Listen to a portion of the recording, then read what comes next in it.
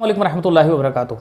मदरसों के अंदर ख़ास तौर पर जो लड़कियों के मदरसे हैं उन मदरसों के बारे में एक इस वक्त में नई जो है वो स्कीम निकालने की बातचीत हो रही है गवर्नमेंट की तरफ से। मतलब वो ये कह रहे हैं कि हम लोग जो है वो मदरसों के अंदर जाएंगे और वहाँ पर जा करके अवेयरनेस फैलाएंगे कि तुमको लिखना चाहिए, तुमको सेना जिस तरीके से वहाँ पर ट्रेनिंग करती है इस तरह की कुछ ट्रेनिंग लेनी चाहिए ताकि तुमको अगर कोई मौका पड़ता है तो आगे चल करके अगर सेना में भर्ती होने का दिल करे तो उसमें भर्ती हो जाना, वरना कम से कम अगर कहीं ऐसा कुछ रास्ते वगैरह के अंदर मार्केट के अंदर अगर कोई मौका पड़ जाए, कोई मंचला वगैरह तुमको परेशान कर रहा हो तो तुम उससे आराम से डट करके मुकाबला करो। इस बातों को लेकर के अभी कुछ ना कुछ स्कीम की बातचीत चल रही है।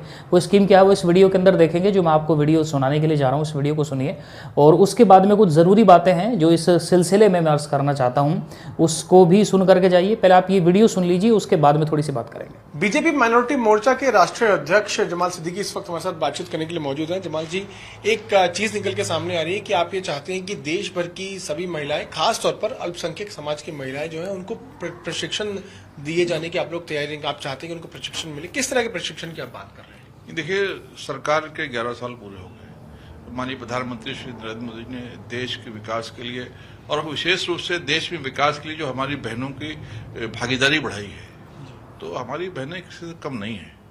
हमारी बहनें शौर्य में कम नहीं है, हमारी बहनें मेहनत में कम नहीं है, हमारी बहनें हिम्मत में कम नहीं है, लेकिन प्रशिक्षण में कम है।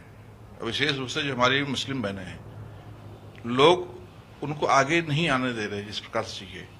और जिस प्रकार से हमने देखा है कि हमारी बहन कर्नल सोफिया विश्व स्तर पर एक हमारी मुस्लिम बहनों को, हमारी भारतीय बहनों को, हमारे भारतीय नारी को जिस प्रकार से रिप्रेजेंट किया है, जिस प्रकार से शौर्य का उन्होंने अपना परिचय दिया है, वो हमारी बेटियों को भी मिलना चाहिए। इसके लिए अभी जो सरकार में 11 साल पूरे होने पर जो सिद्धि से लेकर, संकल्प से लेकर सिद्धि तक जो कार्यक्रम हम लेकर जा रहे हैं, उसमें हम चौपाल लगा रहे हैं। जो हमारे मस्जिद है, जो हमारे मदरसे हैं, जो हमारे गुरुद्वारे हैं, जो हमारे चर्चेज हैं, जो दरगाहें हैं, वहाँ पर हम चौपाल लगाएंगे। वहाँ पर सरकारी योजनाओं के बारे में चर्चा करेंगे, योजनाओं की समीक्षा करेंगे, कहाँ योजनाएं मिल रही हैं, कहाँ नहीं मिल रही हैं। और उन योजनाओं के साथ साथ हम ये भी लोगों से चर्चा करेंगे कि बेटियों को सैन्य प्रशिक्षण मिलना चाहिए। हमारी जो बेटियां मदरसे में पढ़ती हैं, हमारी बेटियां जो स्कूल में पढ़ती हैं, वहाँ भी ये व्यवस्था मिलनी चाहिए। और पढ़ने के बाद कंपल्सरी जो हमारी बेटियां हैं उनको अग्निवीर में शामिल होना चाहिए, जिससे वो बाहर निकलकर जब आए और ऐसी कोई भी परिस्थिति जब आती है तो वो उसका मुकाबला कर सके। क्या ये विचार आपका पहलगाम में हुई घटना के बाद आया? नहीं, बिल्कुल आया। और कई सारे ऐसे मुल्क हैं, आप इजराइल को देख लीजिए कि वहां बेटे और बेटियों को 100% प्रशिक्षण लेना ही चाहिए। तो ये भी अगर हम इस काम यहाँ पर करते हैं तो मुझे लगता है कि इससे बहुत ताकत मिलेगी। और जो बेटियों को माननीय प्रधानमंत्री जी आगे करने का काम कर रहे हैं उसमें उनको सहायता मिलेगी। आप मानते हैं कि पहलगाम में जब घटना हुई और वहां पे जो महिलाएं थी, अगर वो प्रशिक्षित होती तो इस स्थिति में ये स्थिति ऐसी नहीं होती? 100% हम क्या, पूरी दुनिया मानती है, क्योंकि हमारे देश की बेटियों का शौर्य कर्नल सोफिया और बहन युमिका के माध्यम से दुनिया ने देखा है। तो वही खून, वही वीरांगनाओं का खून तो उन बहनों भी थी जो वहां पहलगाम में थे। वो दोनों में अंतर ये था कि ये कर्नल सोफिया और युमिका जो है वो प्रशिक्षित थी, वो हमारी बेटियां प्रशिक्षित नहीं थी, इसलिए वो रिएक्ट नहीं कर पाई। तो ऐसे कई भी मौके आते हैं, सड़क पे भी कभी कभी उनके साथ गलत व्यवहार होता है तो वहां भी उत्तर दे सकते हैं, घर में भी व्यवहार होता है वहां भी उत्तर दे सकते हैं, जहां काम करती हैं उस कार्यस्थल पर कभी भी व्यवहार होता है। कोई जरूरी नहीं कि हमेशा जो आतंकवादी हमला हो, ऐसे घरेलू हमले भी हो सकते हैं, घरेलू हिंसा भी हो सकती है।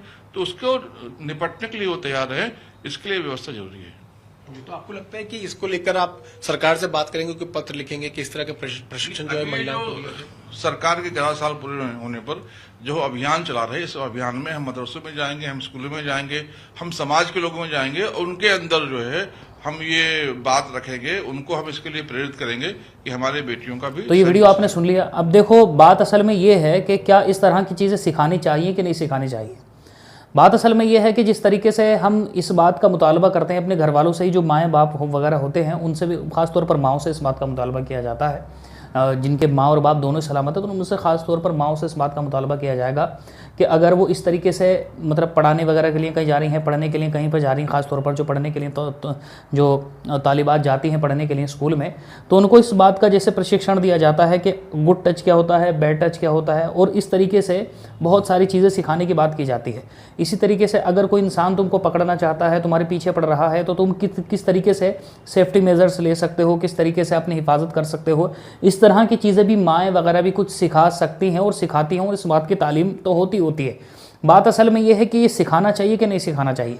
बात सिखाने और ना सिखाने पर तो होती ही नहीं है। बात हमेशा यही होती है कि सिखाने की वो चीज़ें जो काम आ सकती हैं औरत के लिए या मर्द के लिए, वो चीज़ें सिखानी ही चाहिए।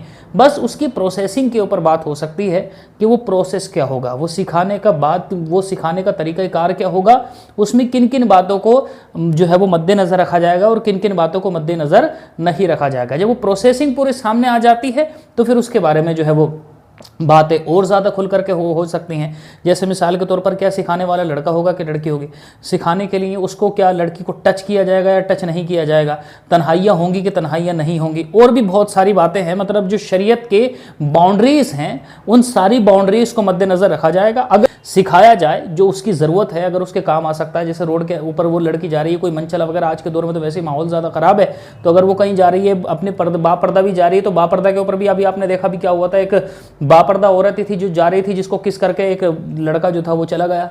तो अगर ऐसे मौके पर या कोई और भी इस तरह का मौका हो जाता है, बाहर निकलने की ज़रूरत पड़ती ही है काम करने के लिए, अपने बहुत सारी चीज़ें हैं उमूर सर अंजाम देने के लिए, तो अगर ज़रूरत पड़ जाती है तो ऐसे मौके पर अगर अपनी हिफाजत के लिए कुछ स्टेप वो ले सकती है, कुछ चीज़ें वो सीख सकती है, तो सीखना चाहिए।